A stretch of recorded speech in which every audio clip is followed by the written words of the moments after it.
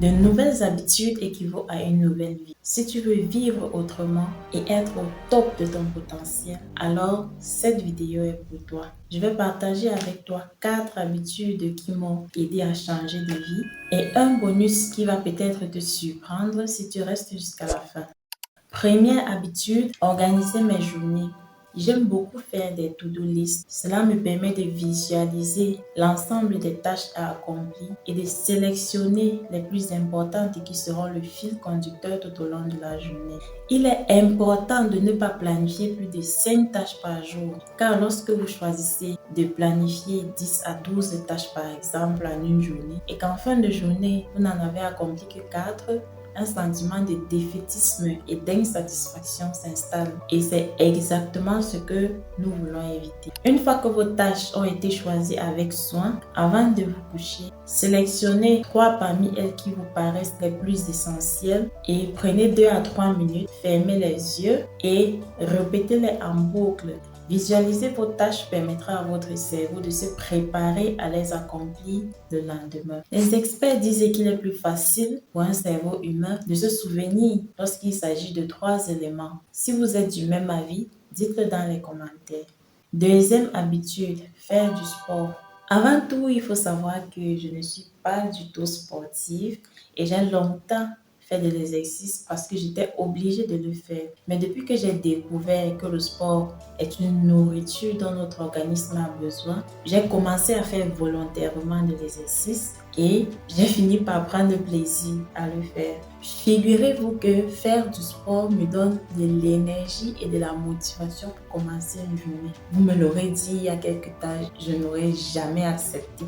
Mais les bénéfices sont énormes. C'est incroyable, mais grâce au sport, je me sens beaucoup plus détendue, beaucoup moins essoufflée lorsque je marche ou lorsque je cours et surtout je me sens légère. Pour cela, vous n'avez pas besoin d'aller en salle, mais si vous le pouvez, allez-y. Vous avez besoin juste de 30 minutes d'exercice par jour ou bien de 30 minutes à 1 heure de marche. Moi, personnellement, j'utilise des vidéos YouTube. Vous pouvez aussi utiliser des applications, l'essentiel étant de bouger. Aujourd'hui, mon plus grand bénéfice en faisant du sport, c'est la satisfaction à la fin d'avoir pu arriver jusqu'au bout. Le moment où je me félicite en disant « Waouh, j'ai pu faire ça » me pousse à revenir le lendemain.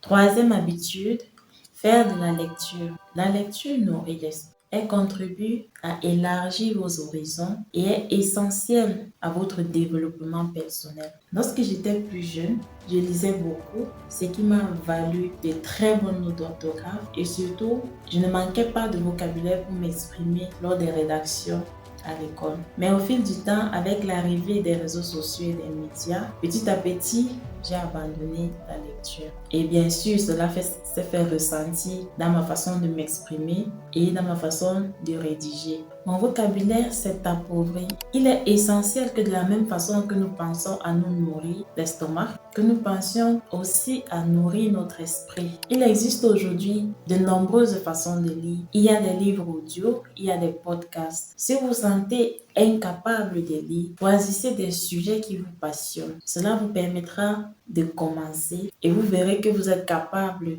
de lire chaque jour.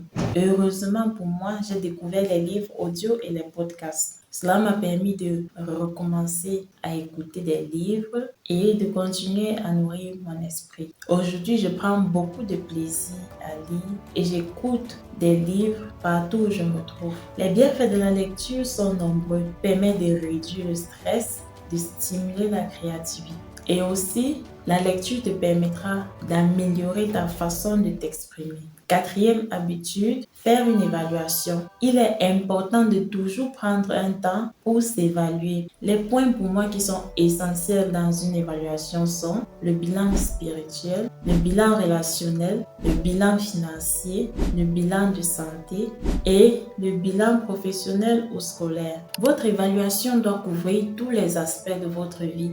Vous pouvez choisir de le faire une fois par semaine ou une fois par mois selon vos disponibilités. Pour que votre bilan soit facilement réalisable, il est essentiel qu'à la fin de chaque journée, vous écriviez sur un papier ou bien dans votre ordinateur les éléments, les choses pour lesquelles vous êtes reconnaissant. Si vous êtes une personne à tendance pessimiste, cet exercice vous permettra de voir le bon côté des choses et de détecter votre évolution et à la longue de développer votre côté positif. En guise de bonus, nous avons manger lentement. Cela peut paraître banal ou surprenant, mais il faut environ 20 minutes pour bien manger. Manger lentement vous permettra d'éviter la fatigue et les ballonnements et va faciliter une bonne digestion. Le cerveau pourra ainsi facilement détecter la sensation de satiété et vous éviter les prises de poids inutiles. Adoptez ces habitudes et vous verrez très vite un changement dans votre vie. N'oubliez pas qu'avec de la volonté, vous pouvez transformer votre vie et devenir qui vous voulez. À bientôt.